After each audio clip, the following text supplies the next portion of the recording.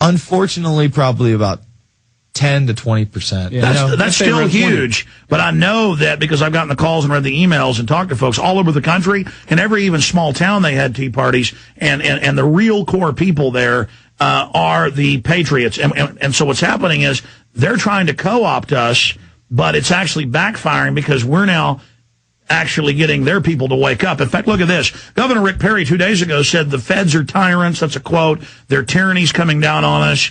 The frog in the pot analogy. Now the headline is that the state may secede, which that's why we're called the Lone Star State. We're the only state that kept its rights through treaty to any time it wanted to leave the Union.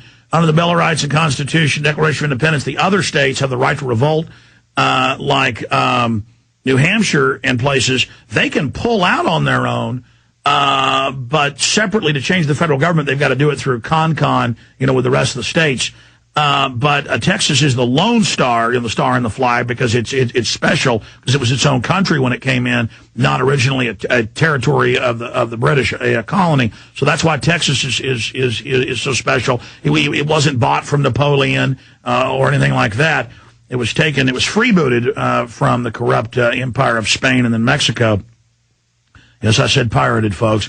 Governor says Texans may want to secede from Union, but probably won't. So, see, he's running the rail of this, and he goes on to say Governor Perry's fired up about anti-tax Tea Party with his stance against the federal government and for states' rights. But in truth, he's this globalist, New World Order, selling out all the roads, going to Bilderberg, breaking the law. He's all hat and no cattle, as they say.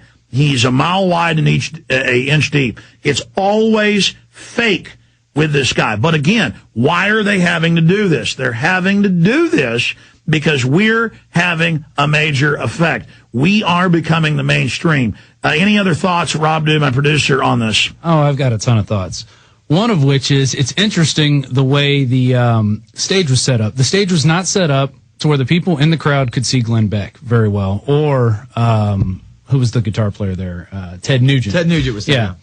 You couldn't really see him very well unless you were right up against the gate. They didn't have a high stage. I thought that was kind of odd, being a Fox News event. They were trying to make this, big and accessible to people. Mm-hmm. And another thing was the people watching the television screens as they were doing the live Fox broadcast. Anyway, the people were really into the Fox News broadcast. So when people would start talking when nothing was going on, they were like, we're trying to listen to the TV. We're trying to listen. And when a couple of the guys brought megaphones, we went deep into the crowd. Yeah. And they started saying stuff when Ted was saying Fedzilla. He said that several times, like he was against the Fed.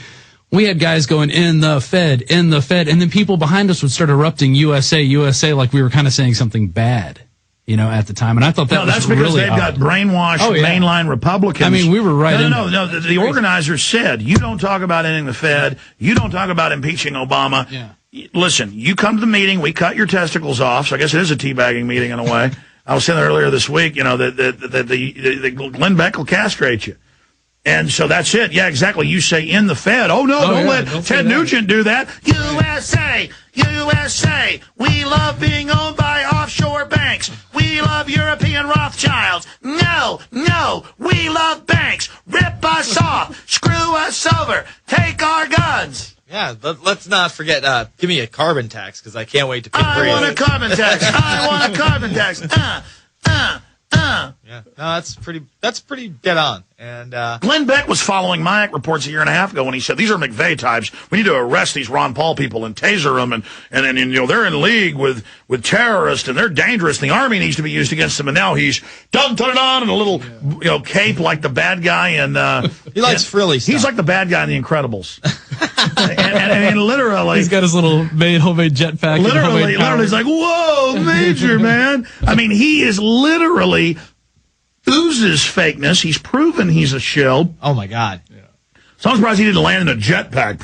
Oh, man. Mr. Fabulous. When people saw him, it was just, he walked through very quickly, and he really didn't even say, like, hi or shake anybody's hand. That's, not evidence of somebody who's loved by the people, Well, no, he said on air he may not even go or speak or be on because he was so scared because there were going to be some people there.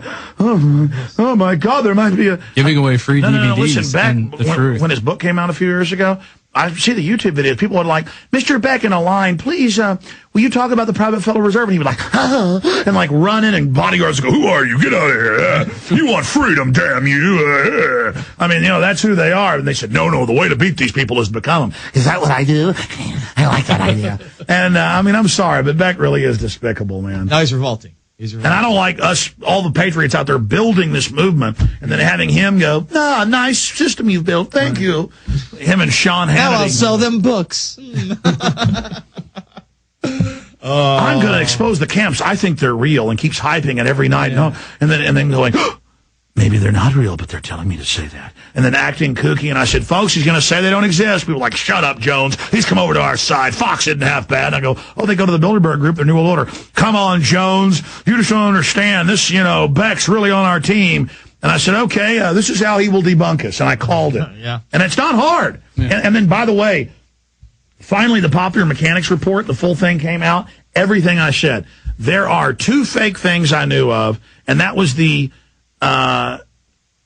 because we posted the photos and somebody sent them to us when everybody else did like 10 years ago, and we went and checked it out and found out it was fake. Now, not fake in the way you'd think. It was a urban warfare drill system for Eastern Europe where they practiced running a prisoner of war camp. So it is a mock prisoner of war camp for training, and it can have dual use. Well, it's the evidence debunking FEMA camp myths. First, they show somebody on the internet posting the North Korean camp and unattributed saying then that it was an American camp. That was one I didn't predict. Then Camp Grayling National Guard Training Center, and they showed that. And there's also another one in Louisiana I mentioned. And then the Beech Grove Amtrak facility. Three things in a 20-minute segment. That's how piss poor it was. No documentation, no threats of martial law, no Rex 84. But listen, I thought of the biggest piece of evidence yet that I'd never thought of for FEMA camps. So when we come back, I'll cover that. Then we'll play the clip of this governor of South Carolina talking about the all-seeing eye of God watching us beaming down from the pyramid. Really creepy. Now, I've seen a lot of YouTube videos of Glenn Beck at events just where some family will talk to him, and he always has bodyguards, and I've never seen anybody act this cowardly. It's why I've always detested him. And he always looks at crowds of people and goes, hi, and he's almost like a vampire going, in the sunlight. Very pale. And I'd never told you that, and you were just describing him as a vampire. Yeah, no, he's a very pale man. I mean, he must take a lot of powder, a lot of powder on the nose. You know how like some people just totally like baby powder all But you over. Described him as a vampire. What was he? I mean, not just the color. It's just like, he had 2 guys. One, you'll see the shot, the one shot we got of him walking through. He had a guy on each side of him. He was kind of like crumbling, and he just looked like he needed to be like Lestat's buddy in Interview with the Vampire. Very pale, light-skinned. I don't know, very, very pasty. It was a sunny day, Alex. I mean, I have a little bit of color to me, not too much. But yeah, but that's not the issue, what color his skin is. He acts ghoulish. No, absolutely. I'm just saying that he looks the part. He looks like he's like a half-dead zombie creature. And then let's admit what I look like. I look like an insane gorilla. I was describing you as more bear-like today after the lost the shirt incident today after that big check you wrote. So I don't know about sometimes gorilla-esque, I guess. Yeah. But that's good. Oh, God, help me. Governor Sanford is the name of the YouTube channel, if you want to go watch it. But here is the bizarre part of the clip. It's 6 minutes, 25 seconds in. Here's the video. That if you look at our revolutionary ancestry, if you look at the last 200 years of this country's existence, things just didn't happen in life. And I actually brought with me $1.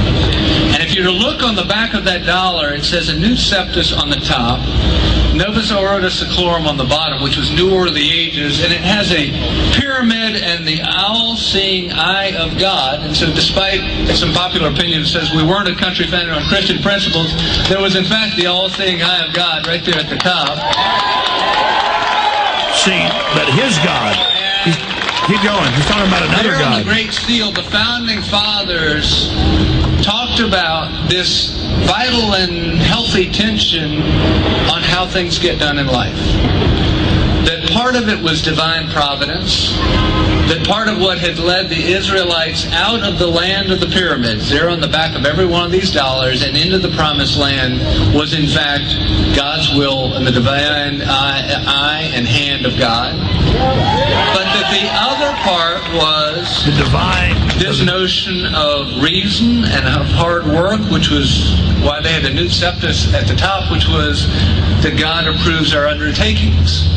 I think that this undertaking that has cropped up in America with these tax rallies literally around the country is in part maybe just a bit of God's hands at work, but a whole lot of it is y'all's hands at work, and I'm here to say thank you for what you're doing. It's incredibly important, and please keep it up. Thank you very much. All right, now that is total Illuminati when he's talking about the eye directing us from the pyramid, and that is the eye of Lucifer. The founding fathers did not come up with that. Occultists did. We've done whole shows. It's in the National Archives. They created that as the, quote, secret reverse of the seal with the eagle on it, and it says New World Order, announcing the birth of the New World Order, and this guy is up there pushing it and saying it. Again,